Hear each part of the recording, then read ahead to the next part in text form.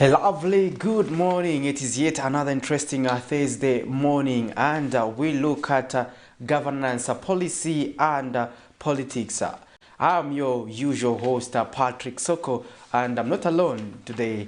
I am with Marco Kwakozi, and together we'll be with you up to the hour of 9, and we talk about nothing but information and education issues pertaining to governance issues.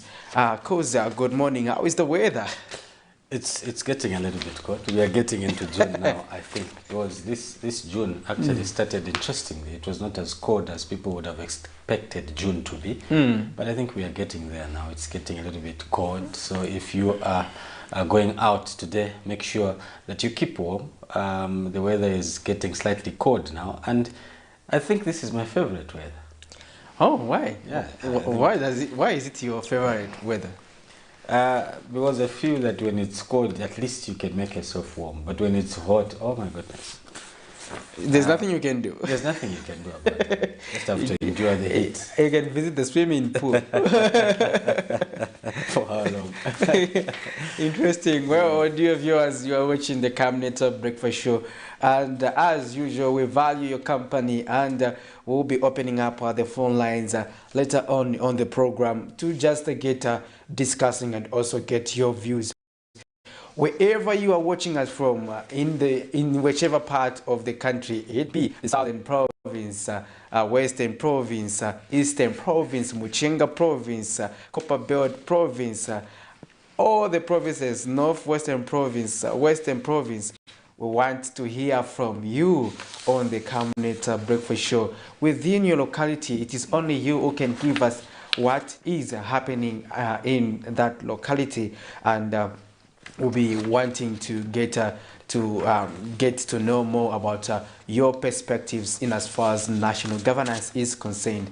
Now we get started with our first segment, which is the health corner. So let's just get to hear what the doctor has prepared. And this week we've been focusing particularly on the issues pertaining to anemia and sickle cell. And let's get to hear this from Dr. Matale.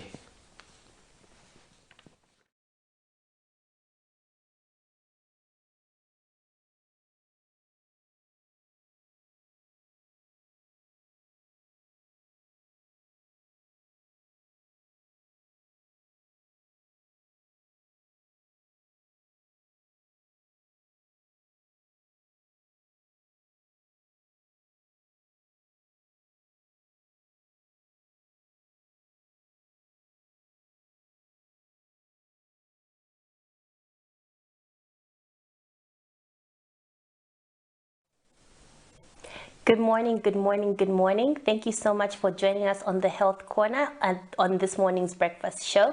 I am Dr. Namunji Matale, the Public Health Chairperson for Resident Doctors Association, UTH branch. Thank you so much once again for joining us. This week we have been commemorating World Sickle Cell Week, and we're going to close it with the simple topic of sickle cell and blood transfusion. Just as a by the way and FYI, last week on 14th June, we were celebrating World Blood Donor Day. And no, it's not a coincidence that World Blood Donor Day and World Sickle Cell Day fall basically in the same week. There's a specific reason why. Sickle cell anemia patients tend to need frequent blood transfusion. You might ask yourself why. Well, with the way sickle cell anemia is, a patient with sickle cell tends to have low blood, or anemia, a state of anemia, because their red blood cells are always breaking down due to the nature of the shape.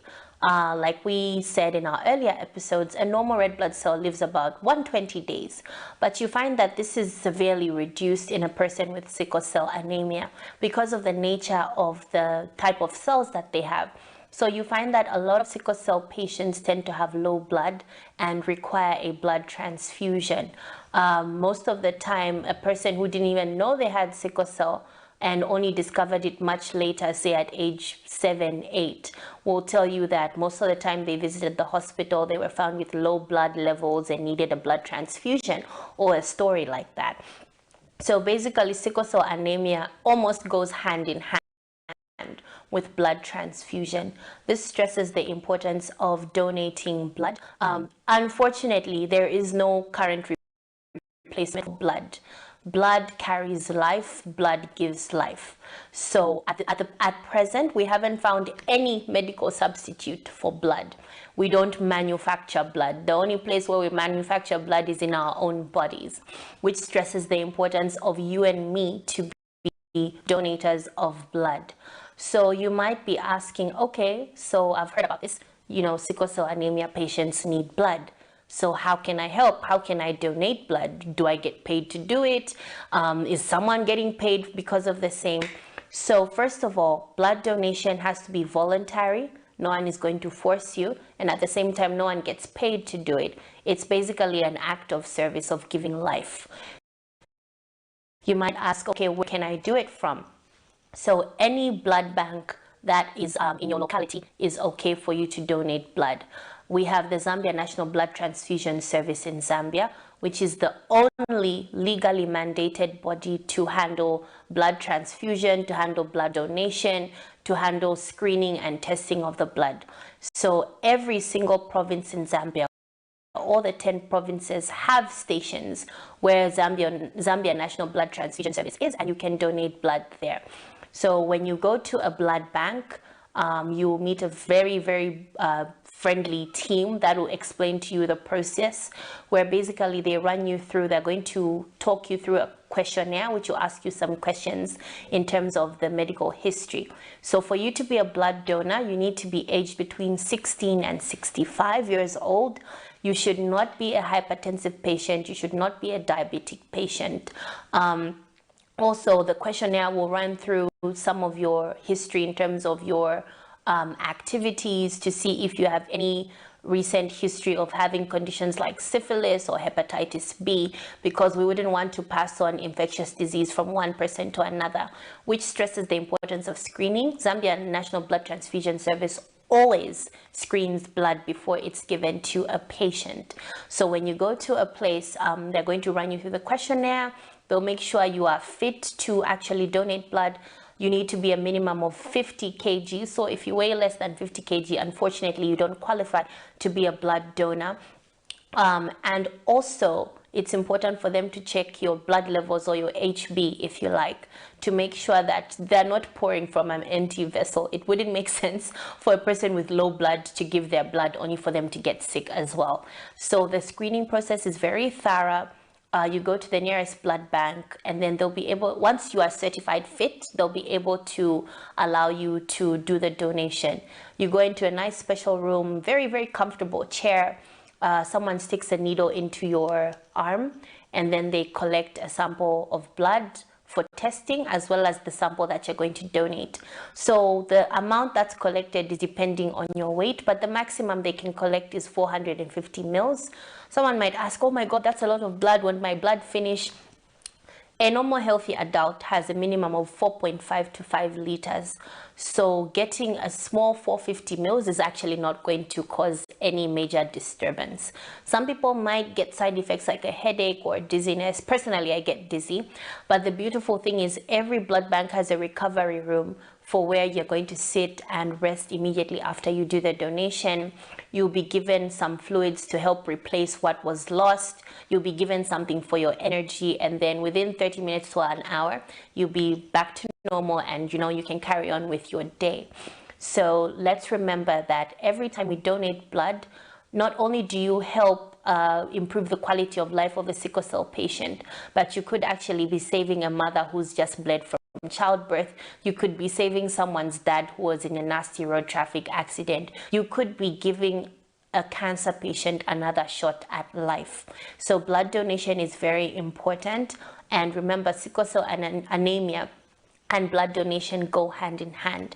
And at this point, I'd actually like to highlight that as Resident Doctors Association of Zambia UTH branch, in collaboration with one of our partners, Toy Lab, we'll be hosting a very special blood donation drive at East Park Mall on 1st and 2nd of July. And we hope to see you there to come donate blood so that we can help improve the quality of life of not only sickle cell anemia patients, but any patient who requires blood out there. Thank you so much for joining us this week. We hope you've learned something. Be sure to follow all the social media pages for Camnet TV. And I would like to challenge you to take up the task of donating blood.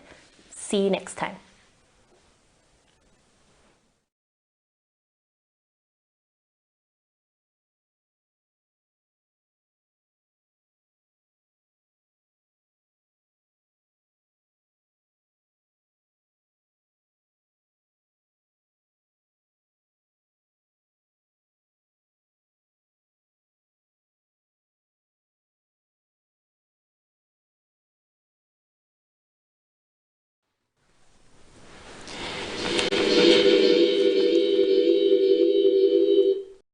Well, thank you for still staying with us, and we apologize for that feedback.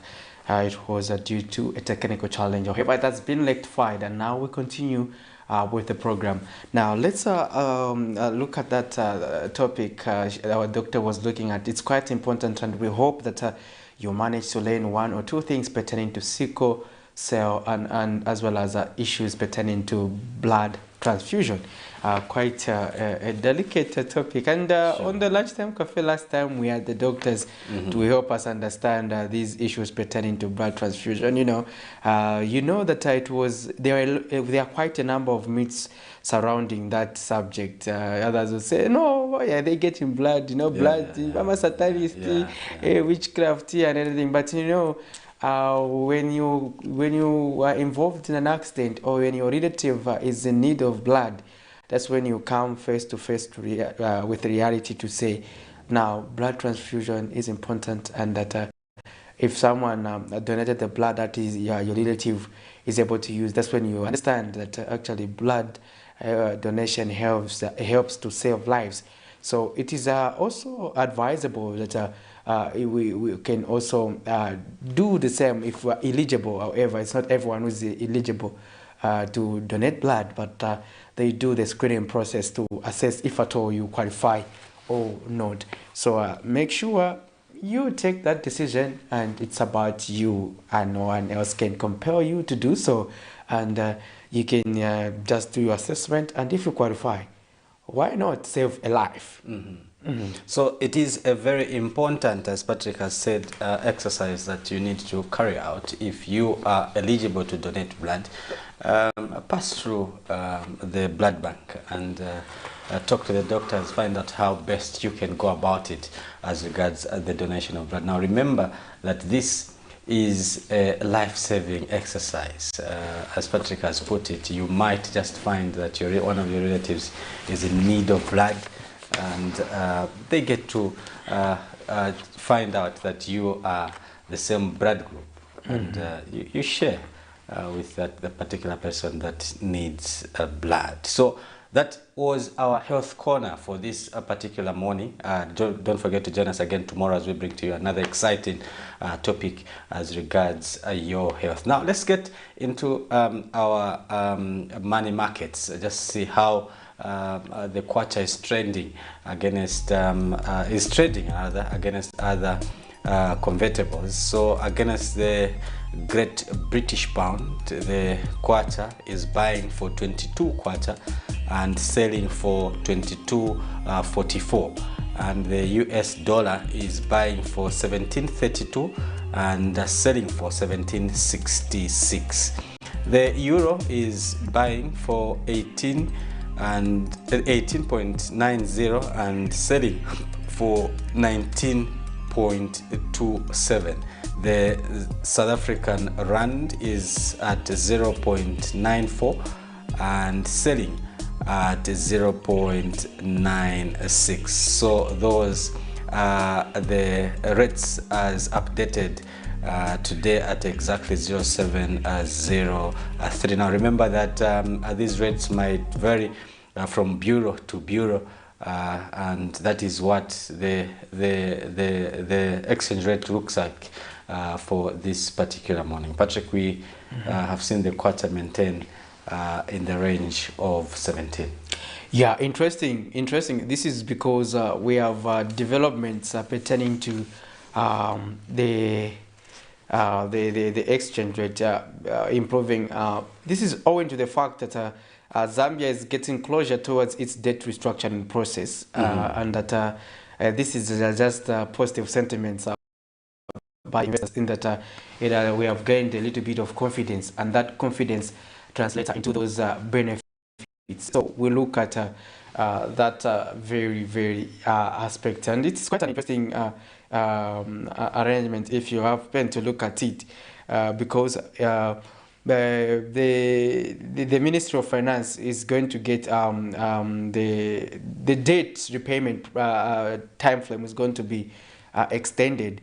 However, this has been also a concern because in that the debt repayment being extended, it just means that the burden is being transferred to the future generations. It's not that we have sorted the debt. Sure. It's just like you just push the debt further, and it will affect those who will be in power then, those who will be working then, and those who will be there then. Those are the ones who will be affected. So there's still a lot of concerns. But however, the sustainability around the debt issue is that about Zambia has to get its manufacturing sector running, because that's the only way we can be assured of making more money to be able to repay our debt. We don't expect to make more money through just taxing people. And, taxing citizens, and at the end of the day, you end up taxing nothing, because they may have nothing to contribute at all if you overtax people.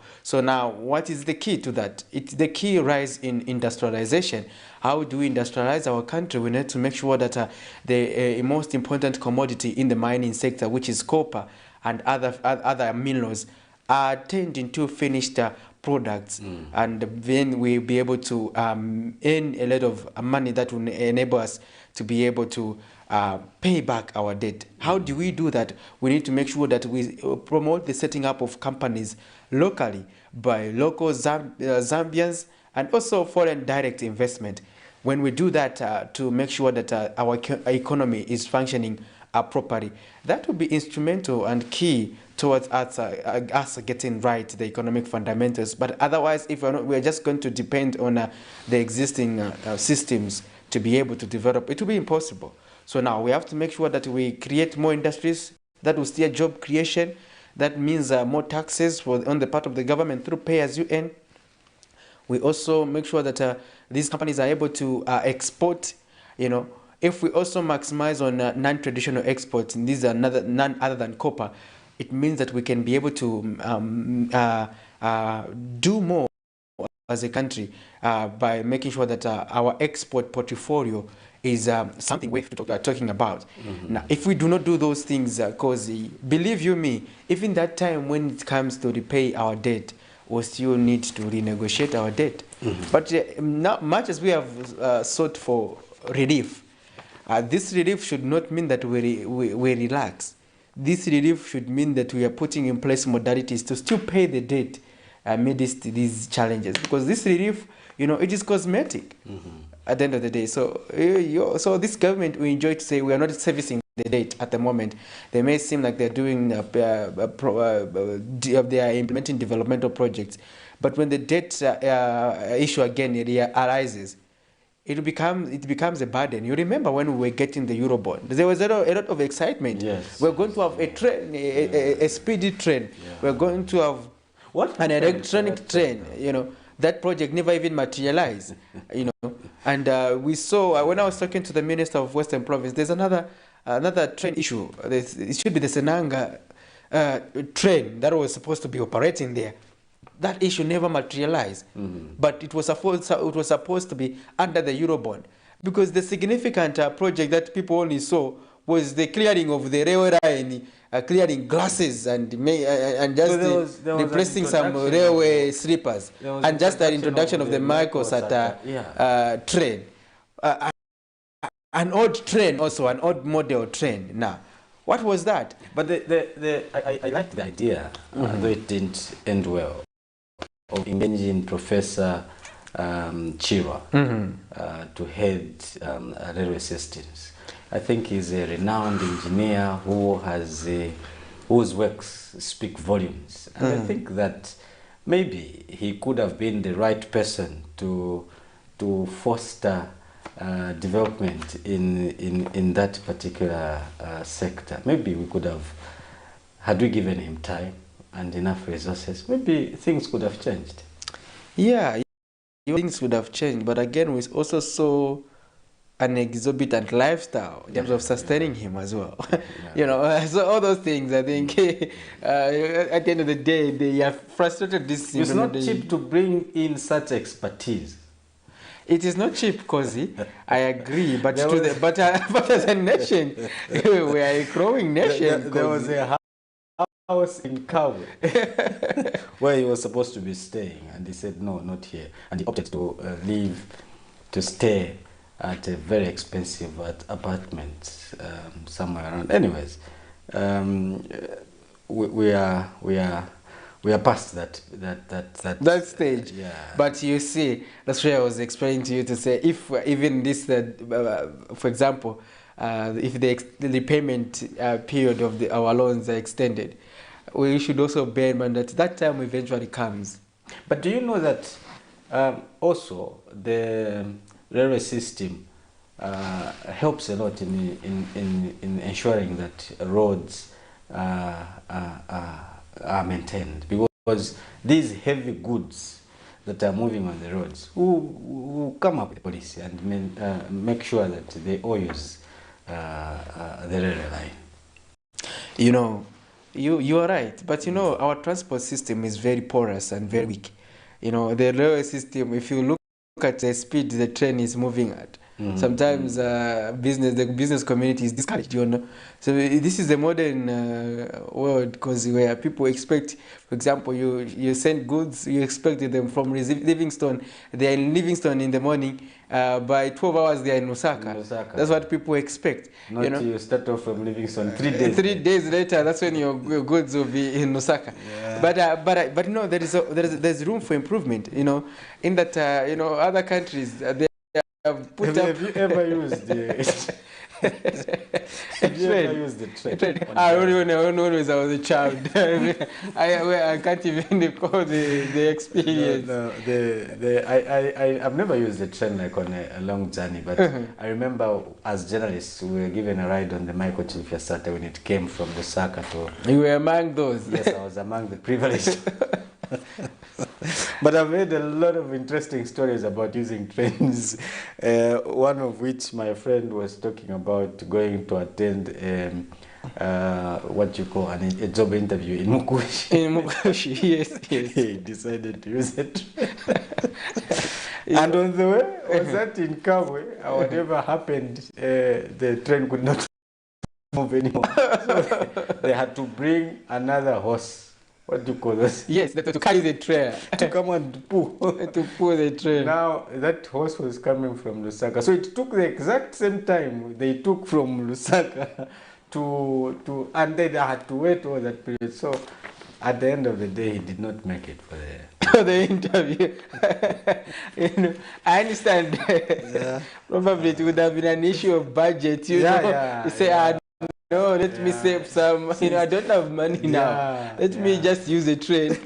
But it was a risky undertaking there. No, that's interesting. Anyways, those issues to do with how the Kwacha is performing against the other major convertibles, and also we did try to look at how best what is making the Kwacha to perform the way it is performing. Patrick did bring out the issue of government and, of course, how the debt is being managed, and all those issues compiled together, helping the Kwacha to perform the way it is performing. Patrick.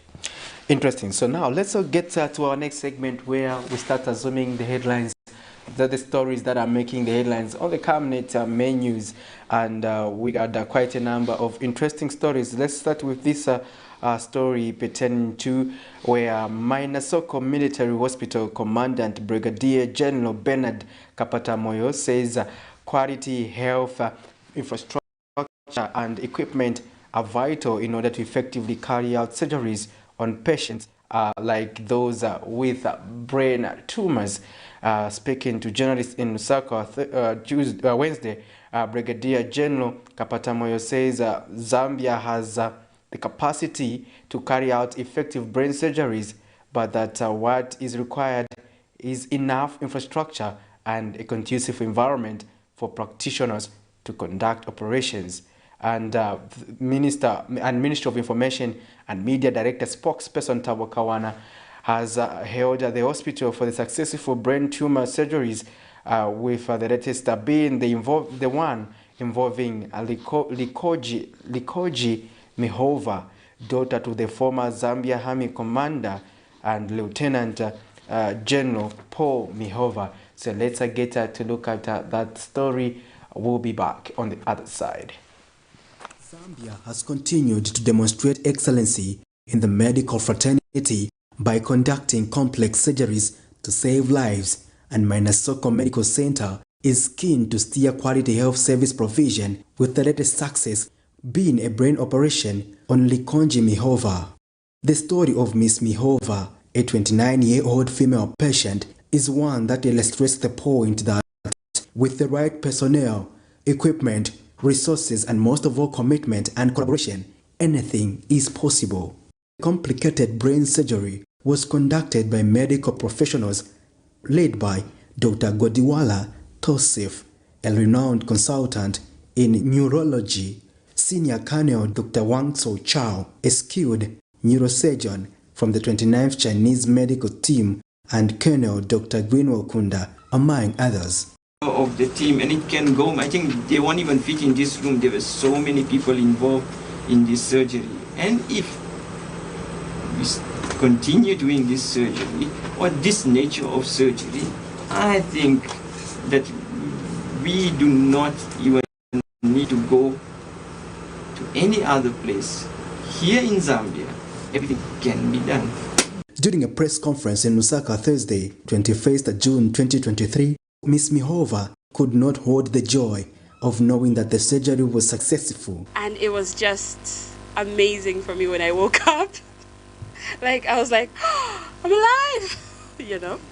So I was like, I'm victorious. So, and then every day after that, I was being asked all these questions like, you know, can you move your hands? Can you walk? Can you talk? And I was like, yes. And I feel like I was talking a bit like, you know, slow because of the medication, maybe.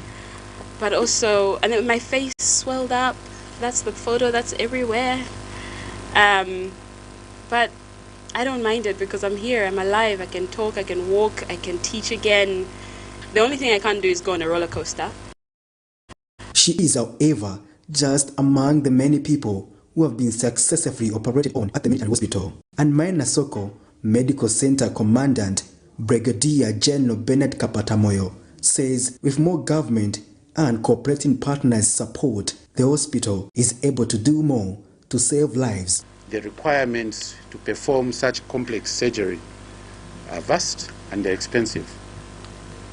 But government has been in support, and it is our sincere wish that as a military, we take our position in taking the lead in providing medical services to our people in Zambia. And Ministry of Information and Media Director spokesperson Tabo Kawana has hailed the hospital for the job well done and reaffirmed government's resolve to improve healthcare service provision in the country. Falls in line with the emphasis of His Excellency when he states that what we need in our country is to ensure that we utilize public resources correctly, putting our people first, getting things done at the right price, getting things done properly with proper quality and delivered on time. A young teacher who's talented, she teaches many things from academia to cookery, and she's also a politician like somebody we know is a civil servant. But all that hope was dwindled, threatened with loss of sight, threatened with a future without ability to walk on your own. But today, she's able to make us laugh. She's able to show her scar with pride. that this is what this country is able to do. That's a pride that we talk about as Zambians. Patrick Soko, Camnet News in Lusaka. There you have it. That's the story there pertaining to Soko Military Hospital. And quite an interesting aspect of that story, a brain surgery, Cozy. That's not an easy undertaking. Yeah. I was actually wondering as we were watching this story to say, just how is this done? They open up your head and then start operating on your on your brain. They remove stuff there. Oh my God. Oh, okay. I did see the scars on the two patients on their heads, which shows that there was an opening there. And I think that this is a milestone in the Zambian health sector. If we now can conduct such operations on patients, then it cuts on the costs of always taking people to India, taking people to South Africa for operations.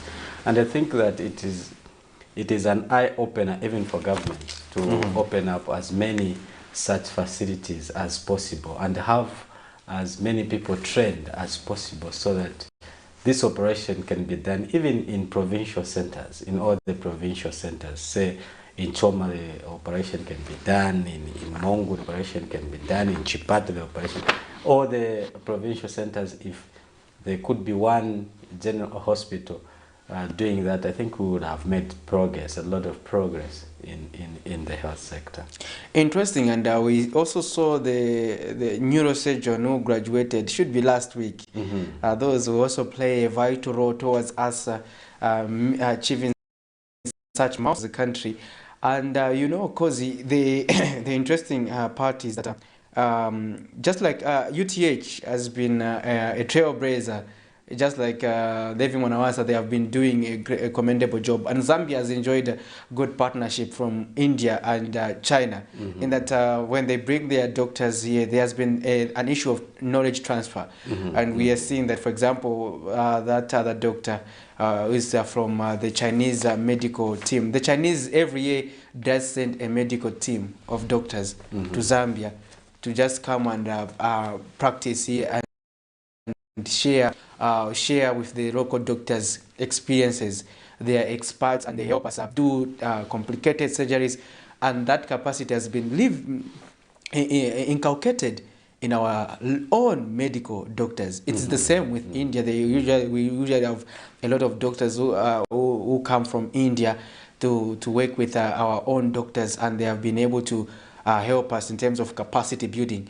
And like you said, if we continue on that trajectory, we will not need to bring people to other localities. If, for example, taking someone from Mongo or Choma to Lusaka, that will no longer be the case. Sure. That's if we have the right personnel and equipment. Sure. So it means that we need to continuously invest in the health sector, and increasing our budget is vital towards us being able to do such complicated surgeries. If you look at that brain surgery, it is an expensive undertaking, and some of the things you need to use to undertake that operations are not locally sourced. So you need to make sure you buy them from various countries. Like in this case, we heard that they had to get some of the requirements in Germany, and it is not easy, Cozy. So it gets to tell us to say we need to continuously invest in human resource as well as improve in this health sector overall. So let's also look at another story that you have on there. There's an interesting story that is coming from Linda Compound, and it says a land wrangle in Lusaka's Linda Compound has deepened as another man has emerged claiming ownership of a farm that is currently being sold by Noah Kazenene, who claims to be the rightful owner of the land. Now, 50-year-old David Siamaiwa claims that the documents that were presented by Mr. Kazenene to Camnet News as proof of ownership of the land are forged, and further called on the state to move in and resolve the matter. He says many families are being affected by the decision taken by Mr. Kazenene to sell the land, which has been occupied by some families for many years. Here's a report.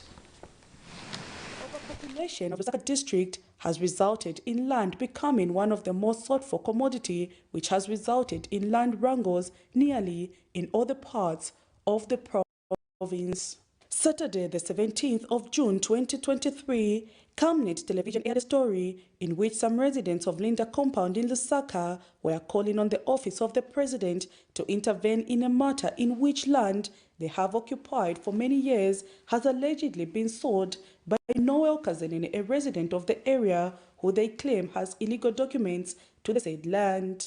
Uyu muntu ativuta maningi kuchoka 2003 mwamina nagomorera manyumba. Paja meni nanga 28 years koma lero ati nichoke niende nizaenda kuti kwa meni nizaenda kutatate watu. But Mr. Kazenene, when contacted, produced evidence indicating that the land in question is actually his. Certificate of title is conclusive. Once you have certificate of title, it's conclusive. It is your property. And under Section 34, an action cannot lie against a registered proprietor unless a title holder is mogega in default or a holder is in default. In a twist of events, David Siamayua, also a resident of Linda compound, has surfaced with documents indicating that part of the farmland number 204A actually belongs to him and that he paid all the requirements for the said land to the Ministry of Lands and Natural Resources, while claiming that the documents produced by Mr. Kazenene are indeed fake. This property is legally mine, for I have the documents for the so-called property. My documents are these, and I also pay.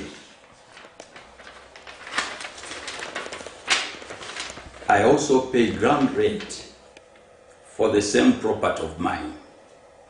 To my surprise is that this man, Mr. Noah Kazenene, had all the audacity of selling a property that does not belong to him. He has since turned to the highest office of the land to look into the matter, adding that all efforts to resolve the issue with the Zambia police and other relevant wings do not seem to be yielding any results. The hectares that this diagram has is 34.6014 hectares. Now on his title, this one, they've written 23. Does it corroborate? The answer is no.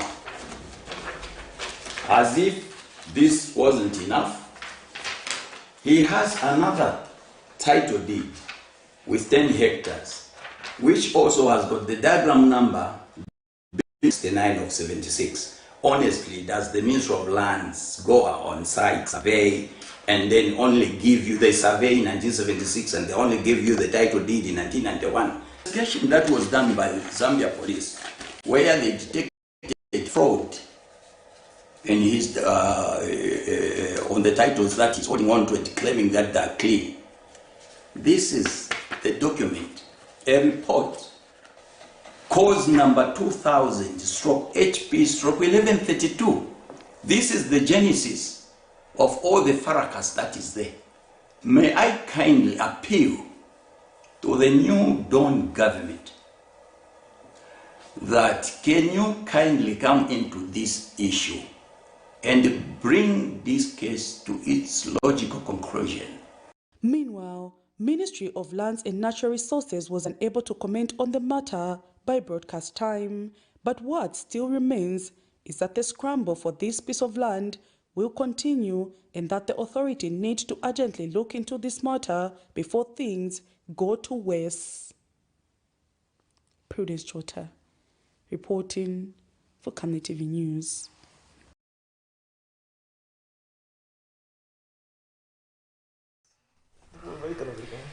All right, interesting story there. We're looking at pertaining to land wrangles, and that is in Linda compound. It's not a new story though. There are quite a number also of stories that we have covered in that locality pertaining to Chilanga and Kanyama. That's in Linda. There are a lot of land wrangles caused there. And this story there, you see people claiming land ownership of that land. It's not the only story. Also, we have a pending story pertaining to those in Kampasa. They continue giving us stories pertaining to land. And right now, our dear viewers will be joined by our guest who is coming from the Disability Rights Watch. He is the national coordinator, Mr. Bruce Choma, is going to help us discuss various issues pertaining to the disability movement and vis-a-vis the proposals that they are making to the 2024 national budget. As you are already aware, the Ministry of Finance and National Planning is getting submissions from various stakeholders pertaining to what they expect to be contained in the 2024 national budget. In case you want to join the conversation, you can do so and get interacting with us via our social media platforms such as Facebook as well as YouTube. We are streaming live the Camnet Breakfast Show, and you can leave us a message as well as get to call us in case you want to join the conversation. Mr. Choma, welcome to the program. Thank you so much, Mr. Soko. It's a pleasure to be here this morning. Thank you. It's been a while. We've hosted you, but it's been a while. Yes, indeed. There's been a couple of months since I was here, and I'm happy to be back here. And I was happy to find you discussing an issue of land. And I know that even for our sector, issues of land are very tricky. You know. Why can't we start from there? Yeah, for sure. Let's start from there, because if you see now, these people issues pertaining to land, these people are having issues. Now imagine someone with a disability. Let's say they are blind, and pertaining to matters of land involving people who are claiming ownership to land. How difficult are such issues, especially how do they affect the persons with cross-cutting disabilities? Yeah. Just share with us your experience and just give us your opinion on the stories we were playing there. Yes, indeed. I mean, there has been a lot of conflicts on issues of access to land in the country, and especially the issue of conversions and title on state land. Disadvantaged groups, persons who have got limited resources, and I think in our context, people with disabilities face a lot of difficulties in getting security of tenure on their land, because there are a lot of interest in terms of people who have got money who are able to manipulate systems. The good thing now is that the Ministry of Lands has digitized their systems, and I think this is what we've been advocating for a very long time, to have accuracy of records so that people are able to get services on time. It has been very frustrating to interact with land administration institutions. You can imagine you're on a wheelchair and you have to climb those stairs at the Ministry of Lands, and you have to do that. I mean, I've gone through that personally a couple of times. You go there month on month, you're going through one office to another, following up, nothing is moving, and so it's a very frustrating system. Meanwhile, on the ground, other things are happening in the background, lots of corruption. So it's very difficult for people with disabilities to access land administration services from the councils, from the Ministry of Lands. And the story we have seen is another example of how complex issues of title can be, and issues of boundaries can be, and just the fact that if you are dormant on land, it's easy for people who have access to the system to manipulate and re-enter your records. And it becomes complex if a parcel of land has changed names or ownership several times. It's difficult for you to come back after many years and say it is my parcel of land, because by the law provides for re-entries to happen. So it's, unless you challenge it at that point, if it has changed hands so many times, it becomes very difficult, and then you have to be given an alternative. So in terms of access to information on land services, even advocates for land by councils are hardly seen by the disability community. But the biggest issue also is that there is a lot of costs involved. A lot of our people are very poor, and so government must deliberately provide mechanisms where land can be accessed. We know that land can be accessed from the resettlement department, the Vice President's office, but a lot of that land is in far-flung areas. We have pushed people's abilities to apply for land there. They are giving farmland in very remote areas where you can't, there are no services there, there are no schools, there are no clinics, the roads are hard to get. Even youths have been given land and they've come back to Lusaka because they have failed to survive. So we have to think about how do we then create a policy regime that allows for reasonable access to land for vulnerable groups at very limited or no cost, so that you are able to help them and their families to come out of poverty. Because there's a huge link between land and poverty. Lots of discussions about access to loans, financial credit, and all these other mechanisms that help people to develop themselves are tied to property and land. So we cannot run away from this conversation. And unfortunately, as a country, we have reduced the value of land to a commodity. Land is not a jacket like the one I'm wearing, which you can just put on the market and sell. Unfortunately, people who got land earlier on have an advantage. You know, they've been literally speculating. You bought land very cheaply, Now you're busy subdividing it and selling it at very exorbitant prices. Right. All these things going around here, we've seen these property developers, they are literally exorbitant. You and I can't buy property from those guys. It's practically impossible. So now, at the end of the day, we are auctioning our country to foreigners because those may have the muscle. We have seen that even the taking over of, let's say, Kalingalinga, we have seen that most of the houses have been bought off. Have been offloading their properties because I mean, in your entire lifetime, the highest amount you have handled is 10 pin. Then someone brings you 3 million cash. You know, it's a cultural shock, and the people have sold their property. They have abandoned their families, and you know, just leave your wife the 200 pin. Then you take off and say, "I'm going to start a new life." You know, at the farm. And such things have happened because we have not prepared our people to appreciate the value of the property and the land they are sitting on. So I think we need to do a lot as a country to raise that awareness. Otherwise, we've seen these colleagues from China and other places, they are literally taking over our prime land. And I think we have to think about that seriously as a country. I don't know what you make of this, where if you are going, for example, along the Great North Road, you find a Chinese entity as a real estate company selling land to Zambians. Yeah. Does that make logical sense? For me, that actually, the example you've given is a very practical example of how we have forgotten what the fight for independence was about. Because for me, the fight for independence was a fight for land. You cannot sit in a country and then it's like in a home. You're in a home and your neighbor is one who is making decisions for you. They come to your house and they decide what should be bought, what should be sold. Then what are you doing? Are you truly the owner? You know, we have seen advocates for prime land in Zambia being, you know, in China and other places, the land in Zambia by Chinese agents. So that tells you that as a country we have literally auctioned, you know, our birthright by allowing foreign ownership of land to the degree that we have allowed it.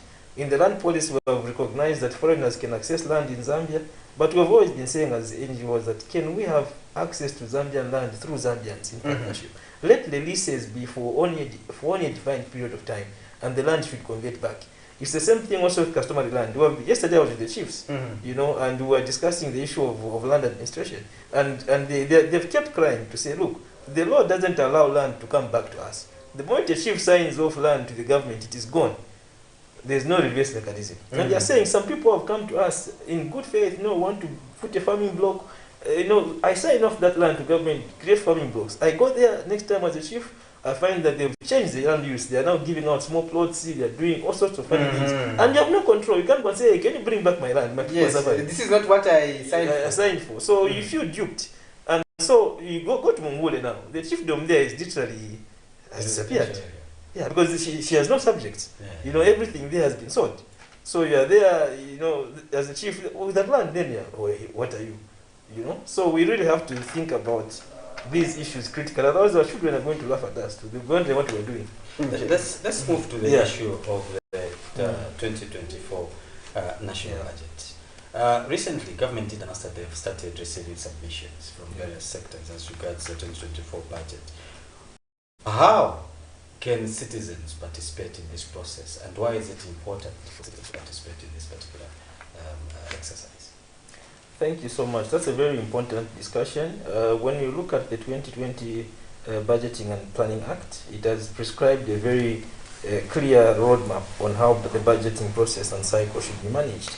And of course, by end of April, we are all expected to make in our submissions as citizens towards the following year's budget. Government must produce a white paper that shows, you know, their priorities in terms of expenditure and whatnot. And this process is supposed to be participatory and inclusive, meaning that down to the ward level, all the way up to the national level, all groups must have an interest in submitting what the budget should look like.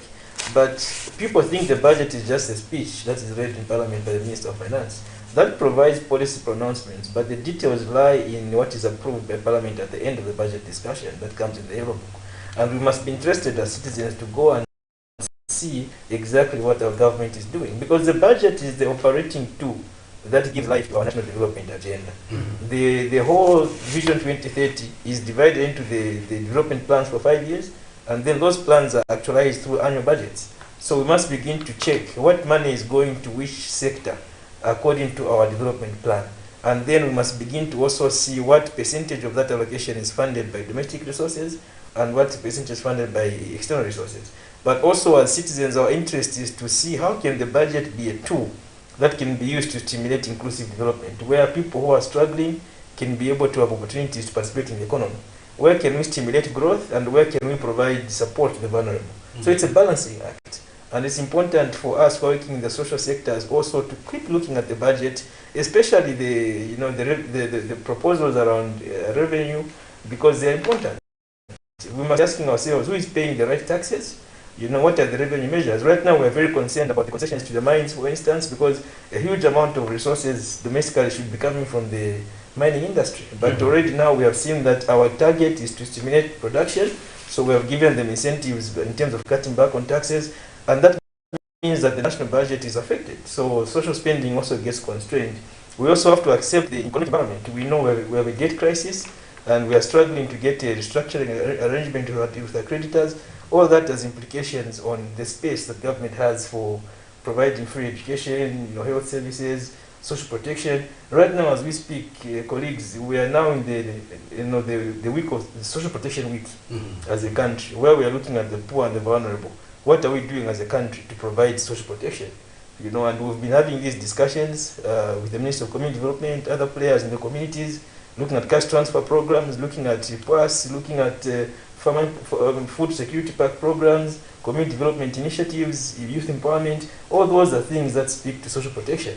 And the budget is a very huge tool for actualizing those kind of measures. So it's important for all of us to understand the implications of the budget and why we must be able to participate in the process of the budget. Do we really need to hold the leaders accountable for what they put in that very document? Absolutely, absolutely. Budget formulation and approval is actually one of the most important functions of the National Assembly. And I think that our MPs need to do a lot more to raise civic awareness in their constituencies on the importance of making budget submissions. It's even more crucial now that this government has adopted devolution and they have scaled up decentralization. It means that now with the increases we are seeing in CDF allocations, a lot more of the decision making on the budget must go to the local people. And this is where we must begin to hold our leaders accountable. How many of the word applications for bursaries under CDF, for community projects are well known to the people? People don't know how these decisions have been made. They also need to know the procurements. Right now people are talking about graders and heavy duty equipment being bought by councils under CDF. All those are budget issues. That's public money. So people must take interest to know. Yesterday I was in Mtendere and I was finding them grading and I was asking them, so who decided that this road should be graded and not that one? And they're saying, we don't know what they're doing, but anyway, this one graded. But people must know, what's the plan? From this side, where are we going next? What's going to happen? Who decides the priorities? So that is important for us to be able to have a conversation on. Interesting. Now, let's now come to the sector that you represent, Mr. Choma, the disability movement. What are the pertinent issues and what are you recommending in the 2024 national budget? And we've seen that in the past, although in the past the response hasn't been that overwhelming, some budgets have even been silent in terms of talking about issues pertaining to disability. Now, let's look at what are you proposing to the 2024 national budget this time? So in the national budget, as you know, the budget is aligned to the National Development Plan. So a lot of the measures are under social protection, which is basically under the social development pillar. And we are looking at increasing the national budget, because currently we are standing at about 4.9% of the budget that goes towards social protection programs. Our submission is that we should raise this to about 7% in the 2024 budget. Then there are specific issues that the budget has been providing for poor disabilities. I think the first one obviously has been the issues of tax credits for employers who employ people. So the income tax credit has been, in the current budget, it is a 2,000 kwacha for income tax for the person with disability. You'll be able to claim that money back on your income tax. But what we are saying is that our proposal, and we had a workshop and a meeting where we met as all the disability community, and we had another one with CSPR. We all agreed that we should raise this credit to 8,000 kwacha in the coming budget. The idea is to encourage private sector employers to employ more people with disabilities, because they have an incentive for them in terms of their income tax rebate. That is very important to stimulate employment, because government can't employ everyone. So once they get that in, to help to stimulate employment. or persons with disabilities. But also we know that in the Disability Act there's a provision that there must be reservation of employment for people with disabilities. So for that to happen, the employers must be able to give an incentive in the budget to allow them to. The idea is that, look, if you employ somebody on a wheelchair and your offices are upstairs, you make adjustments to your environment. Maybe you build a ramp, maybe you install a lift. The idea is that through those tax rebates you are able to claim back those costs. The law provides for that. It's there in the budget, so that you are able to, not make losses because you're accommodating a person with disability. So that facility is there in the budget, and we have proposed to increase it to 8,000 from the current 2,000. The other thing that you see in the national budget is that, of course, we have got duty-free importation of motor vehicles for persons with disabilities, and this facility has been there, and it must continue. We have recommended that it must continue. Every 5 years, you are allowed to import one vehicle duty-free as a person with disability. So that is an important facility because it helps to enhance mobility for persons with disabilities. The only concern we have raised, and repeatedly so, is that the policy measure is for the ministry must now amend the act so that that restriction on modification should be removed. Because what has happened is that people with other disabilities, like the vision impaired, they can't import duty-free vehicles because the condition is that they must modify the vehicle. Now you can't modify a vehicle to drive for a blind person. It's impossible. They have to be driven by somebody else. So they are not benefiting from that facility. So we have to remove that so that everyone else can be able to access that facility. That is a very important provision. We also have the income tax credit, which goes to a person with disability. If you have a disability in our current budget, you are allowed to have a credit of about 600 kwacha per month. So how this works is that every month, when you are paying salaries as a company and you are employing a person with disability, there's a tax threshold. Those we call tax exempt threshold in the budget. So for all of us, we are taxed after the threshold. If you are below that threshold, you don't get tax, isn't it? So taxation starts above that threshold. So for example, person, they add the 600 kwacha. So if we're exempted by 4,500, then they will add another 600 for its person's ability. So they'll start taxing them at above 5,100. The idea is to increase the amount of money they get to allow them to mitigate their disability. So we have proposed that that amount should actually be increased from the current 600 to 1,200, double it, because of the fact that there are a lot of costs that disabilities that incur as a result of disability. And also to encourage, employers to be able to do the right thing in terms of allowing the person to have the relief to take care of themselves. In most instances, employers are forced to provide additional transport because of the inadequate money. This money can be claimed monthly in the case of you running the payroll, or you can let it run up the end of the year. Then you can go to ZRA and apply for the refund. Then they give it back to you as a lump sum. So currently, in this current budget, they get 7,200 kwacha at the end of the year. But we are proposing that if we make that adjustment, then they will be able to get as much as 14,400 at the end of the year as a tax refund. And that would help a lot to mitigate the costs of the persons with disabilities. But we know that these costs, these are measures that benefit those who have got access to employment and business. So the poor side of which is the majority, they depend on other programs like social cash transfer. But not everyone also is on the social cash. Again, that one is also a very small number, it's about 10%, because they pick the lowest of the poor. So even for that one, we have proposed that, look, currently we are saying they pay them at 400 kwacha, people with disabilities. So we are saying, can you increase that amount to at least 800, so that it becomes meaningful, in terms of mitigating the household costs that come with disability. And that will help us a lot. But we've also made proposals. So those are the specific things that are in the budget. There's the tax rebate for the employer. There's the income. There's income payback for the person with disability. There's a duty-free importation of vehicles that is there. Then there's also the issue of assistive devices. Currently, there's no tax charged on wheelchairs, on clutches, and orthopedic equipment. Those things are exempted from tax, and we have proposed to government that measure must be maintained. Because it's very expensive to buy a wheelchair, to buy a clutch, and the government doesn't provide them for free in most of these institutions. People have to buy for themselves. So to mitigate that cost, we are saying maintain the duty-free importation, so that people who can, nowadays online things are becoming cheaper. You can bring the equipment in for yourself and you don't have to pay any tax. That is important because people with disabilities rely on that equipment for them to, to function and to live independently. So that measure should be maintained. And then there's now the issues of the benefits, like cash transfer programs, where we said they must double the amount. That's a proposal. But then we've also made specific proposals around issues of inclusive education, where we are saying that we expect government to increase the funding towards, towards health, raise it to about 15% of the budget, so that they can be able to provide more inclusive health services, even for persons with disabilities, especially children, because we have to do a lot of assessments. Specialists are not there in most of these districts.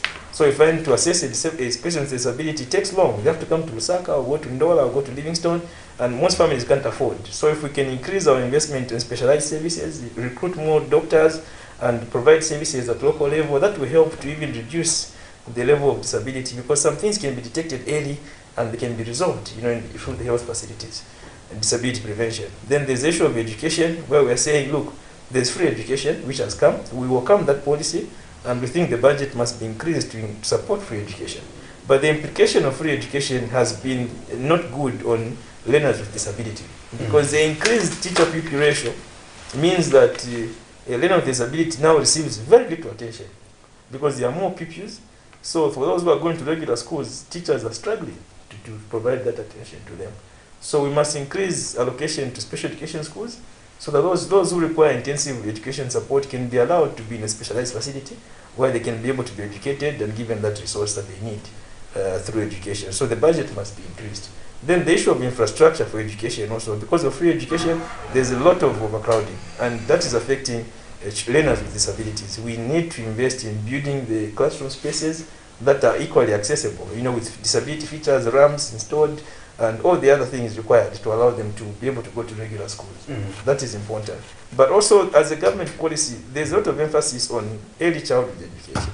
And as disability rights coach, we have been very concerned that in the early childhood education, learners with disabilities have been very absent. If you go to most of these nursery schools, you will not find children with disabilities. And yet that is supposed to be the foundation of education. So, and if you talk to parents, they'll tell you, it's because there's no facility at those places. If you go to most of the government primary schools, they literally just create some little room somewhere where they put children under ECE. So that place you find is very dirty, the windows are broken, the toilets are very dirty. So it's difficult to have, as a parent, you think my child can't go in that environment. So you'd rather just keep them home and not take them to school after they're 9 years old to go to primary school. But they've missed out on the foundation that their friends have acquired.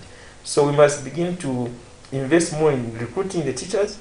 Even in the last recruitment of teachers, there were very few ECE teachers who are recruited. So we find that a lot of these centers are run by volunteers, and they can't provide support to a child who requires special attention. So we have to put our resources in the budget also increasingly towards early childhood education that is inclusive, so that we can begin to have parents and caregivers coming to those schools, recruit those nursing carers who will be able to help the teachers to look after the children, issues of toileting, training, issues of helping children to understand activities for daily living, the basics that the other children go through at ECE level. So we have talked to all those issues in the submissions that we made in April, and we are hopeful that with the kind of support we are seeing even from the community. We saw just this week the EU commissioner was in the country. I think she met with President Hichilema at State House, and I think she also signed an agreement with the Ministry of Finance. I think they're putting in about 60 million euros this year towards education. I think that is important. That is already budgeting support going towards 2024 budget, and we expect that with those resources, in addition to domestic revenue, we should be able to actualize some of the budget submissions that we made. Interesting. Oh, in fact, we have just received a call there. Let's go. Hello, you are through to the program. Hello, how are you? Fine, and how are you, sir? Yeah, Mr. Soko, this is John Mukuma from Livingstone. Mr. Mukuma, you can go ahead with your contributions, sir, this morning. Yes, you see, the social security modality in this nation leaves a lot to be desired. Actually, in all these subsequent elections, governments have been removed on the platform of social security modality.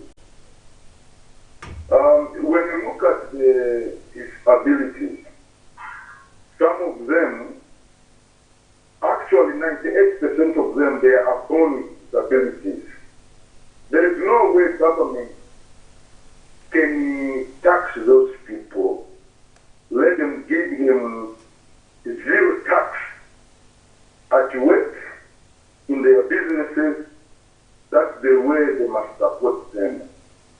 Government is there to support people like that. If you go to Namibia, if you go to South Africa, the social security models there are excellent. Let me tell you that in Namibia, even in Tuamene Akukuma, that is he's got a stammering, he pays the money, not less than 2,000 Namibia dollars. Even a person who has got a deformed hand, maybe out of injury, is paid. It's a good amount of money. But here you find that an old woman, in the act it says you must give them money. They are giving them 400 kwacha. I think 400 kwacha. They are giving them chickens. What is that? That is nothing, my brother. There is nothing actual that is being done. Look at the albinos. The albinos, when you go to countries like Namibia, they are given free options. And also they are certain hats, special hats that are designed for them to protect them from direct sunlight. That's what they do to support them, because those are natural things affecting them. They were not, they did not apply to be like that. That's what we are looking at. And then we say government. Yes, they are giving liberty to mines. Where can they get the money? So that kind of money can go to disability. Anyway, thank you very much. Thank you, Mr. Mkuma. Thank you. Always value your contribution to the program, Mr. Mkuma from Livingstone. He represents Southern Province adequately almost of the time on the Camnet Breakfast Show. And he was giving his perspective. Partly he is agreeing with you, but he says there's more that needs to be done, Mr. Absolutely. And thank you so much, Mr. Mkuma, for your submission. One of the things that we have actually been advocating for, if you follow our advocacy work on the cash transfer program, we have always said that as a country we need to migrate from just having a portion of beneficiaries who are persons with disabilities to an actual disability allowance that is individualized. The cash transfer program is household based. So there are households where, comrade, even here in Lusaka, I've been to places in Kamala South, in Mississippi, where there are 5 to 10 people with disabilities in one home. And then that home is only given that 400 kwacha. And then one household with another person gets the same amount of money. It's not fair. The idea is that we must move to a system where we move all these persons with disabilities on cash transfer program to a disability allowance, where every month they are paid an allowance regardless of their situation. Whoever has a disability certificate must be given an allowance. That's what countries are doing. The examples he gave of Namibia, we were in South Africa recently with the Zambia Persons with Disabilities and ILO, and we went to learn how they are running their program there. They have a very good, disability allowance program. Every person with disability is paid money based on their impairment, and we must begin to move to the level that is advocating for that every person with disability must be able to access a disability grant allowance to themselves as an individual, paid every month by government. That is only fair, because they've got costs that come with that. And then we also know that when it comes to taxation, he has raised a very valid point. His argument is very radical, in that actually there's no need to tax them. Yeah, in our system, we have provided rebates, we have allowed for thresholds that are exempt thresholds, but maybe we should begin to, that's why we're even proposing, like I mentioned earlier on, to literally begin by doubling these amounts. Take them up to 1,200 kwacha, 800 per month, increase them. The idea is that if you, for instance, if you increase it to almost a huge number of society will not be able to pay any form of tax, because they are ready to go up significantly. The idea is that we must move away from taxing the poor, but taxing those who are making a lot of money. And at the beginning, I mentioned to say that we must begin to look at the revenue side more strictly. What are we doing to ensure that businesses what are making abnormal profits are paying the right taxes? Even the people investing in properties, we've been talking about them right just now. Property transfer taxes are very weak in our country. People are making abnormal amounts of money. They are selling small parcels of land. They've not done anything. That land is freely given to us by God. Someone just comes there, manipulates the title, and then begins to resell. That is basically speculation, and we must begin to ensure that all those loopholes where people are becoming super rich the money should be collected by government and used to improve the situation of the poor. So this is very important, and I'm grateful for that submission. And I think that as we speak to government, these are things we talk about. It's not expensive to provide for measures for persons with disabilities. It's something that government can do within its current means. There's another interesting aspect. I know in Zambia, I remember having worked on this story several times, especially during Dr. Chitalo Chirufia's tenure as Minister of Health. There was the provision of sunscreen lotion to persons with albinism. However, as time went, this lotion was not coming consistently. And I should assume it is still the same case in terms of them consistently receiving the sunscreen lotion. But how can we make sure that this is a permanent feature and they are getting that? Because others can't manage to buy on their own. No, sunscreen is not cheap. It's not a cheap lotion. And the reality is that the majority of people with albinism are not even in urban areas, they are in rural areas. And that's where they are even more vulnerable to attacks, to health conditions, cancers and other complications. The provision of sunscreen is a matter of human rights. And I think that the impact of the stockouts of drugs in public hospitals has affected people with albinism, because they know that lotion is not classified as one of the essential commodities for the healthcare system. So as a result, it has not been prioritized in procurement. And we know that there's a general stockout. And we need to begin to move to a point where we classify sunscreen as an essential healthcare commodity, so that at district level, people with albinism must be able to walk into a health facility and access that. We have achieved universal coverage for ARVs, and we rarely have stories. People across the country are able to access antiretroviral treatment. Why can't we provide sunscreen for a very limited number of people who need it? It's not going to be a huge cost to government. It's just a matter of having the attention and the political leadership to ensure that those procurements are done consistently. People with albinism have got associations, the PD is there in every province, they have got the numbers, they know the locations. If the government wants statistics, they can obtain them, just to ensure that the right people get the right support. That's the life-saving commodity for our colleagues, and it's very important as a matter of right that the government prioritizes sunscreen. It's a very important thing. But also that even under NEMA, we should be able to buy sunscreen using the NEMA facility. That is where we should begin to get to. Remember, and I was happy that there was a motion on the floor of the House last week, where the one MP actually challenged NEMA to say, can you actualize the provisions regarding vulnerable groups? Because all of us who pay 1% towards NEMA, the idea is that we are subsidizing those who can't afford to access those services. So the provision for people with disabilities to be able to access free quality healthcare products and services under NEMA should also include issues of sunscreen. If you can get spectacles under NEMA, why can't you get sunscreen? So all those things must be able to be handled in a manner that even if it's not there in the public health system, a prescription under NEMA should be paid for by private pharmacy, and you can get that sunscreen. So it's important for us as a country to be that inclusive. And it's a very important thing that as a media have continued to raise this awareness on this issue, because the government must be judged by how well it looks after the vulnerable and not the rich. So I think this is the challenge that the European government has, that they must begin to demonstrate that they have got a commitment to invest public funding in improving the situation of the poor and the vulnerable. Interesting. Oh, dear viewers, you are watching the Camnet Breakfast Show, and in conversation we have the Disability Rights Watch National Coordinator, Mr. Bruce Choma. And we are looking at various issues pertaining to the disability movement, and where some of the proposals that have been made towards the 2024 national budget.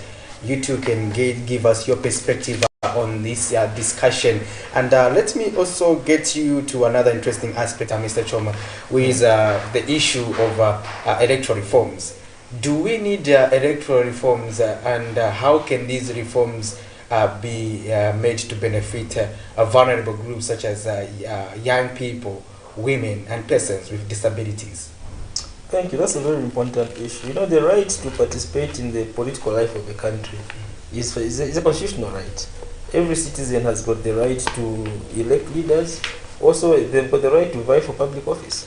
And electoral reforms are at the heart of the process. And we need, as a country, to quickly revisit our constitutional review process so that we can create an electoral system that is truly inclusive. The first past the post system has provided a lot of barriers to people with disabilities. You know, politics in Zambia are very commercial in nature, and you may have very good ideas, very good community mobilization ideas, you know, capacities, but the moment that you begin to interact with the electoral system, the political parties, the ECZ, and you know, it's just, the cost just become unbearable. There was a report done recently, maybe you read it, on the cost of political campaigns in Zambia, which showed the amount of money that each candidate was spending on elections. It's astronomical, you know, and it's a huge barrier for people with disabilities. I mean, we've tried in the previous Electoral Process Act, in the previous election, to reduce the nomination fee, you know, slightly for people with disabilities, but it's still very high. And we know that the nomination fee is not the only barrier. The biggest barrier is getting through the campaign, getting to the adoption, and even just the campaign itself, because you have to physically be on the ground. Unlike our colleagues in South Africa who use the PR system, where the party itself literally takes care of everything, all you just have to do is to ensure that your name is on the list, you know, then you get to parliament. Here you have to be in the constituency, you have to battle it out on the ground, and that has created lots of room for electoral corruption. And you know, if you are spending the amounts we are seeing, I was hearing yesterday that PF was talking about spending $14 million in the last election. And I say myself, if you spend so much money on one candidate in the campaign, who is funding you for that, and what are the expectations? That's why we've got some of these difficulties, even in terms of balancing the economy, because obviously in the background, issues of campaign financing are not being attended to. So we don't know who is bankrolling politicians, and that is a risk for the country's security as well as just economic stability. So we need to reform our constitution by having what we have always proposed, the mixed, remember, you know, representation system that allows for both first past the post, but also for a PR system where certain quotas can be allocated to vulnerable groups. We should be able to know that every party has an obligation to adopt so many candidates with disabilities, women and youths, and that they've got those, you know, safe seats which they can also get in terms of parliament, but equally actualizing some provisions in the constitution, like the appointment of nominations by the president. And it's very clear in the constitution that those 8 should include, you know, vulnerable groups like people with disabilities, you know, women and youths, but they've been used only to appease, you know, political cadres. And we think that culture must begin to be dealt with. So we need the electoral reforms as a matter of agency, so that we are able to create a system that is inclusive, but also to ensure that as much as possible we provide the right support for candidates with disabilities and for NGOs that are working in the sector to participate in elections. We had a meeting with the ECZ, civil society, I think last month, and one of the issues that the ECZ was complaining about was that NGOs are not doing a lot to educate people on the issues of the voting and civic rights, and that we disappear during this period. We only appear during the general election. And I told them in that meeting at Mungushi, I said, look, the issue is that NGOs, we get funded during the general elections. There's little or no funding for us to do engagements on these by-elections happening throughout the election cycle. Yet they're very important. So governments, in many countries, even in South Africa, they do that. Government funds community-based organizations to monitor elections and to participate in civic engagement. It's a matter of interest. Even though we say we are NGOs and we can't receive public funding, but for a cause like that, you know, we should be able to provide funding under the ECZ for NGOs in the local community to mobilize, do voter education, and also monitor elections to ensure that players are doing the right thing on the ground. It's a matter of public interest. There's no harm in putting public resources there. You know, it happens in other jurisdictions. Even the funding we use as NGOs here, when we apply for funding to the EU, it's government money from those countries. You know, it's not like it's coming from elsewhere. It's coming from their governments. So why should you allow the Norwegians, the Finnish, the Americans to be funding you to strengthen your own process when you are the owners of the process? So we must begin to take more ownership and begin to realize that even as NGOs, though we are dependent on foreign support, our interest is the Zambian people. And I think the government must prioritize these reforms so that the electoral systems become favorable, but also that we also begin to invest in collecting the data to inform our electoral system. We advocated last time for the voter registration exercise to capture disability data. They captured that data, but they never published it. Up to now, we're still saying, can you give us the numbers? How many people on the voter register? Because that will help us to be able to know how we are managing their services. Who requires assistance in terms of having a trained polling agent to handle them? Where do we need additional lighting? Where do we need to ensure that all the polling booths are down? And those wheelchairs don't use polling booths, by the way, when voting. You know, because you can't put a wheelchair on a booth. So they need to use a table. So where you know the wheelchair users, you must create a table in a private place where they can mark their ballot without being seen, and they can be able to come there and deposit it. Last time I was at this polling center I deliberately went with one of our board members, Mr. Mkwasa, who is a wheelchair user. We went at Libara Secondary, and there was chaos there. We said, now where is he going to mark his ballot from? Now they started looking for a table. No, this client's okay, but no, you people move this side, they allow him to sit here. So there was no prior thinking about the need to ensure that those who can't use a booth have a place to mark without being, without compromising the secrecy of the ballot. So those are things that are important. They might look basic, but they are bordering on the rights of citizens. Interesting, yeah, very insightful perspective, Mr. Joma there. And now that are we seeing any traction? Because I know that we have been talking about these reforms. It's been a long time, even prior to the 2021 general election. We had those conversations, and these conversations were coming especially under the butane. However, the animal code butane came with its positives and negatives, and it's like the negatives outweighed the positive things. One of the positive things was that they were going to accommodate the mixed member proportion system.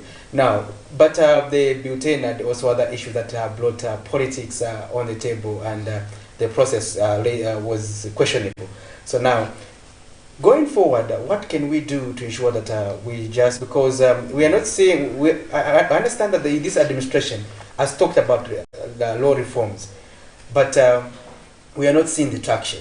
And the danger is that previously when we made attempts to enact a referendum, or to adopt the referendum on the Bill of Rights, we saw that it was also politicized because it was being held alongside a general election, an election rather. So now when people were going to vote for a referendum, they were being told, if you are voting yes, then actually you are voting for this government you don't want, for this political party you don't want. So the best is you say no. You know, and that politics was there. Others were associating it with superstition and the likes, because of for the sake of getting votes, and you know this propaganda which political parties can engage in. Now, to avoid such scenarios, what we need to do, because we are seeing that this government has talked about reforming, fine-tuning the constitution first of all, and also we have also asked them about the Bill of Rights, adopting the Bill of Rights.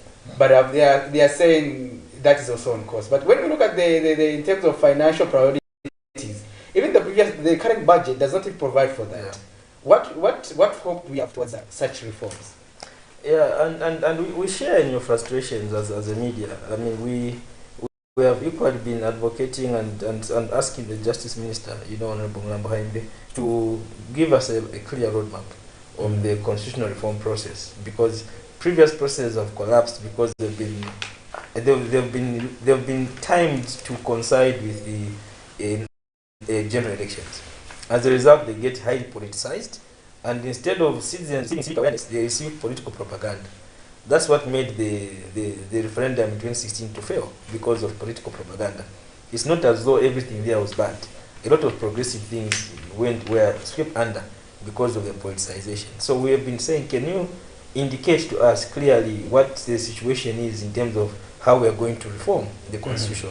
When do we expect to have a referendum again? When do we intend to ensure that the contentious issues in the constitution are ironed out, and we have give ourselves a constitution ahead of the elections?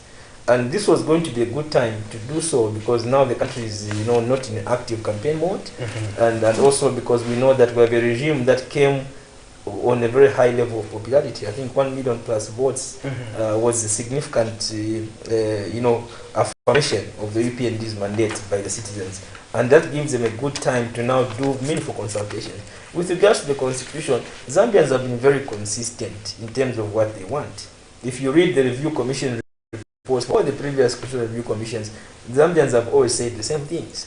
But when it comes to enactment, politicians go there and delete and add and do things that they think will advance their interests. At the end of the day, we find ourselves in these kind of situations where again we are talking about getting back to the drawing board. I wish we could do this conclusively and ensure that we put it out of the way. But like you've correctly mentioned, we are not seeing the political will on the constitutional reform process. We are not seeing it in terms of the resources are available, but we are seeing that there are other things that are being done. For instance, they've done some cherry picking, like the issues of dropping some issues to do with criminal intervention of the president, the death penalty and things like that. Those are low-lying fruits, but we expect comprehensive legal reforms. When you read the ZLDC report, Zambia Law Development Commission did a very comprehensive report on the issues of the penal code, the criminal procedure code, and they gave very far-reaching submissions in terms of what should be done to harmonize our legislative framework from the constitution down to the to those pieces of laws that are still contentious. The public gatherings bill has been one of the issues that also has a political connotation. We took part in that process. I'm currently sitting on the technical committee for civil society that has been examining the public gatherings bill. We have made submissions to the Minister of Justice, and I think that we thought it was going to move towards enactment, but there are a couple of things there also which are very concerning, which have been raised, and I think the Minister has agreed with us and sort of slowed down the process. We hope that there can be a way to address those issues so that we can have the Public Order Act struck off.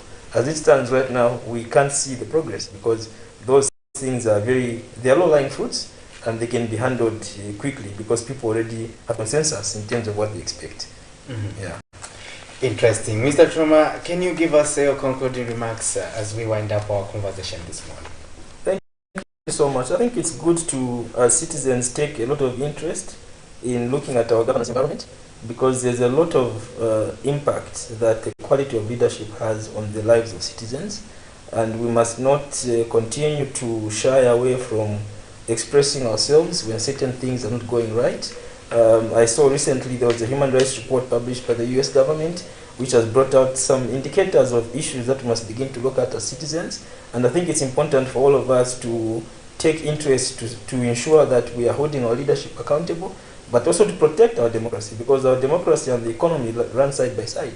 We have seen the impact of the Ukraine-Russia war on all of us. It's simply because of backsliding in terms of democracy. We can give rise to dictatorships. And these things don't happen overnight. They happen over a period of time.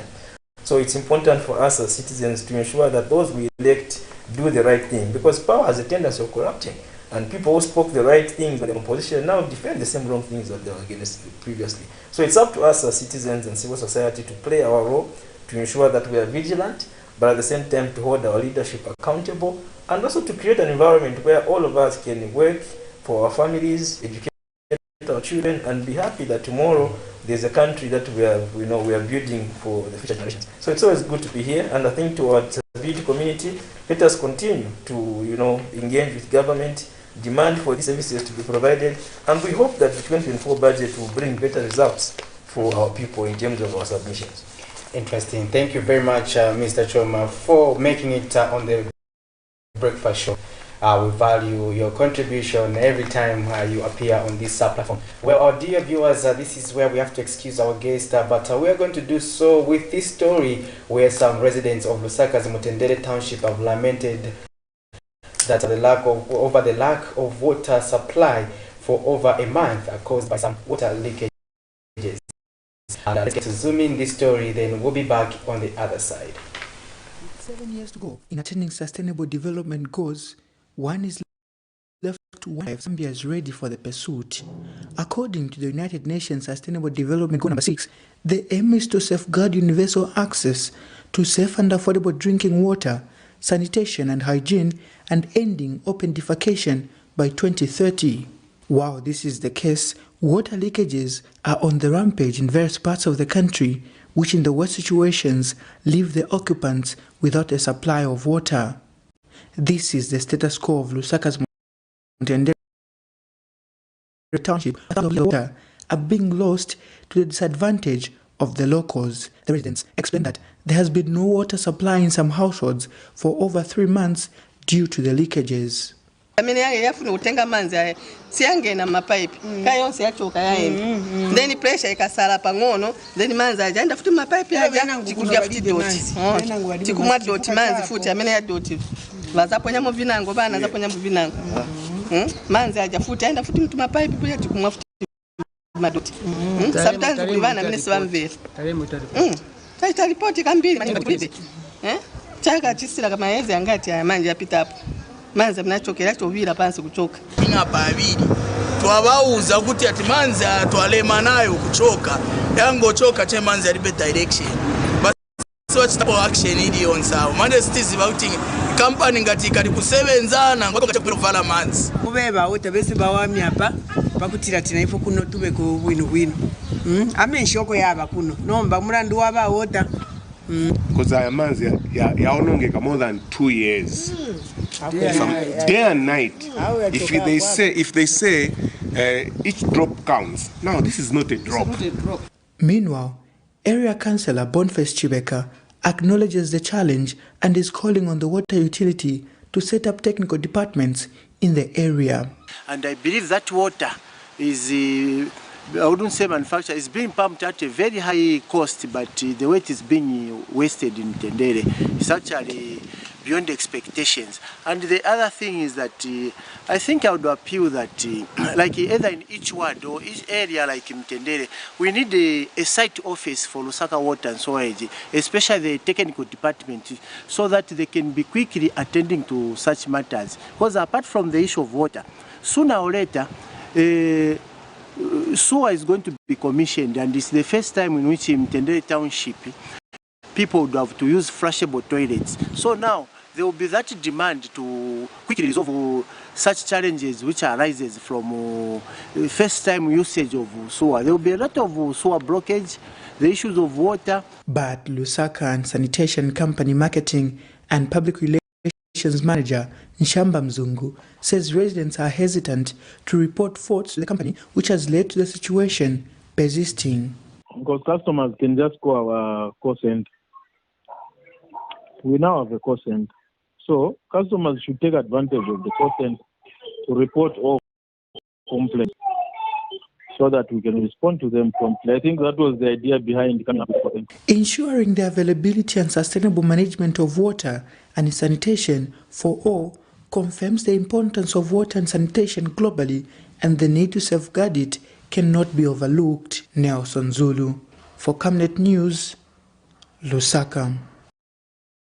Dead but not forgotten, Bishop Jacob Piri was the founder of Chiembekezo Clinic, the only health facility in Lusaka Chibolia compound, one of the most densely populated compounds in the district. The health facility could however not accommodate children and expectant mothers due to its size, but the vision of Bishop Piri to have a health facility that caters for all has been fulfilled after government Wednesday morning launched a new maternity wing and children's ward at Chiembekezo Clinic, which is expected to serve more than 50,000 people. In some men who came to witness the launch are happy that their spouses have a nearby health facility to run to when expecting, and say they are now contemplating having more children. So kairi mpepe hapa so na nimuduze nenzi karave mneba hapa so nango bushiko ifumole yavuka ni mupepe hapa ni very easy mwaye mwana so hapa natutira sana tolea kwa kanyama ma transport so hapa ni pane pato mfobwino sana tutira sana hivi walete wa Chiembekezo ndio mfobwino sana bati atwapusuka no kupusuka nango ninga kwata bana kashi 5 kairi shibatare pochi. Meanwhile, the late Bishop Piri's spouse, Violet Piri, who was present at the launch, says she is happy that her late husband's vision has come to pass through the launch of the Women and Children's Ward at the health facility, which she says will go a long way in saving the lives of the community. He felt the need to build an extension of the clinic for maternity and children's wing. The PS, 2 years after his death, with the support from our partners such as Tel Aviv from Sweden and some from Australia, helped us to build the maternity wing. In Ministry of Health Permanent Secretary Administration, Dr. George Sinyangwe, who officially opened the facility, says government will continue to take development even in most undesirable places of the country in order to offer a service to the people. The Chiembekezo Clinic will now be providing labor and delivery services to emphasize. The distinguished ladies and gentlemen, one of the key priorities in the design and planning of this clinic was to create a patient-centered environment. the idea was that every individual who walks through these doors feels welcome, cared for, and receives the highest level of medical attention. And Area Councillor Aaron Mwanza has promised the people of Chibolia compound that roads that lead to the health facility will be worked on to ease the movement of those accessing the facility. The other challenges that these health facilities may face, it's not big. You see that you have got the challenges of road network here. But we are announcing that as the Kwadanga constituents, we have secured over 8 million kwacha to purchase health moving machinery. That will help us to upgrade our loads. Prudence Chota, reporting for Camnet TV News. Well, welcome back. You're still watching the Camnet Breakfast Show, and we have come to the 9 minutes of the program. I hope you did enjoy our interview with the Disability Rights Watch National Coordinator, Mr. Bruce Choma. We were talking about the 2024 national budget and what they are proposing as the disability movement, and we were talking about electoral reforms as well as law reforms, and he did give us quite a number of issues that need attention from the government, and we hope that you did also follow through, and those of you managed to come through, we value your contribution and support to the program as usual. Cozy. Yes, I know that we are making our concluding remarks, but I want to come back to the issue of water shortages in Mutendere compound, based on pipes leaking. I think it is very unfortunate to have a community without water because some pipes are leaking somewhere. This is something that community members must take upon themselves, because the utility company is saying they have not received any reports as regards complaints of leaking pipes. So I think community members should take it upon themselves to report. Let me take advantage of this and maybe just provide a little bit of education. First of all, the way the water sector operates is that the Lusaka Water and Sanitation Company, just like any other utility in the country, they work based on complaints. Sure. So what happens is that sometimes when you have a challenge, you make a complaint. A complaint. When they record your complaint in the system, that complaint, they will be able to check it out. So when you are calling, for example, their toll-free line, you are calling them based on that complaint to say, I'm following up on complaint number, so just like Zesco. Yeah, sure. You cannot call Zesco and say, where are you not coming? I stay in Irivala. No. What will help them is the complaint number to track. So now when you report, it makes it easy for the utility to instruct those people who go in the field to say this complaint number has to be attended to. This is in Mutendere, because the complaint number will have all the details of the specific area, contacts of the person you need to call. So now what happens is that when you call that complaint number, they will have to give it to you. So now, when the Lusaka Water and Sanitation Company does not address your issue within the required time frame, let's say 2 days or 3 days, or 1 day after they don't address your issue, you escalate that complaint to the National Water Supply and Sanitation Council, which is NWASCO. So now, when you escalate that complaint, because is that NWASCO now will take up the responsibility and put Lusaka Water and Sanitation to the task, because they are a regulator. Just like Zesco is regulated by the Energy Regulation Board, NWASCO is regulated by the Lusaka Water and Sanitation Company is regulated by NWASCO.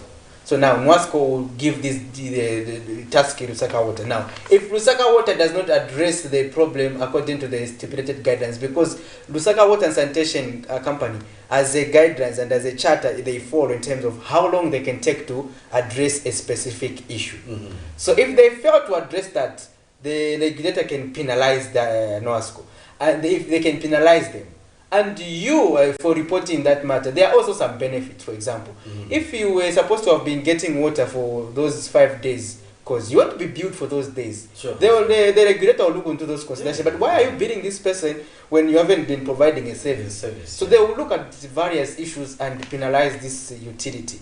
Now the problem comes in is, that people just say, there's this problem. They don't report. The problem with our communities is that they've trusted so much in reporting to the media issues instead of to the relevant authorities. Now, if you have a water problem in a community, instead of reporting it to the utility company, you report it to the media. And the media also has a responsibility. Do you know the first question is, as a reporter, you ask when someone calls you about the water problems, do you have a complaint number? And you know, I remember way back. So there's some communities in George compound. Somewhere discovered a body. Somebody who had been murdered. So they called to say, no, there's a dead body. So we asked the question to say, hey, have you reported that to the police? Nizami. So police. But is it always? Look, yeah, so as we just complimentary, but the like that case, it was the police to go there, but as we can just highlight what the issues happen, what are they doing to that's where the media comes in.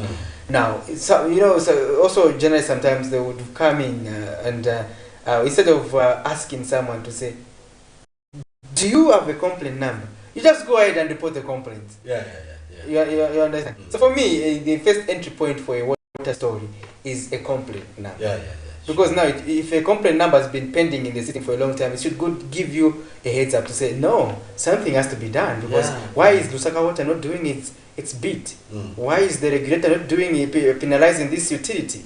You understand? So now, the water utility, you know, this city is too big, it's too vast.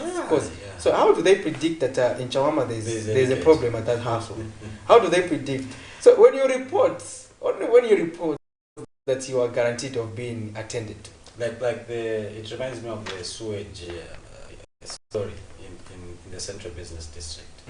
They claim that they reported that matter and officials from Lusaka Water and even the Ministry of Local Government have been visiting. So I think that one is genuine to say, no, come and see, because we've reported this matter, they've been coming to inspect and nothing has happened for the past 3-4 years. So I think let's take it to the media. I think it carries a lot of it. Because if you report to the media, again, the media also will go back to the water utility company, as Nelson did. If you're not seeing the result, that's when you come to the media. You say, okay, help us correct this irregularity that is happening. We have had this problem for so long, we reported, this is our complaint number. It has been pending for 2 weeks. But you know, so really we have to be responsible and make sure that we are proactive as a community. So that's when the media comes in there, because if things are manageable, you know, like in the case of the Lusaka Water and Sanitation, they have a defense there. They'll say, which complaint number are we attending to? Now, but if you have a complaint number, you block their defenses. They say, no, but we reported. So why are you not attending to us? So these are issues I think we need to be paying attention to as a community to ensure that we contribute towards the effective service provision. Now, like we said, Kozi, now on Camnet TV now, let's go on a commercial aspect. We have the Show Society coming, especially in August.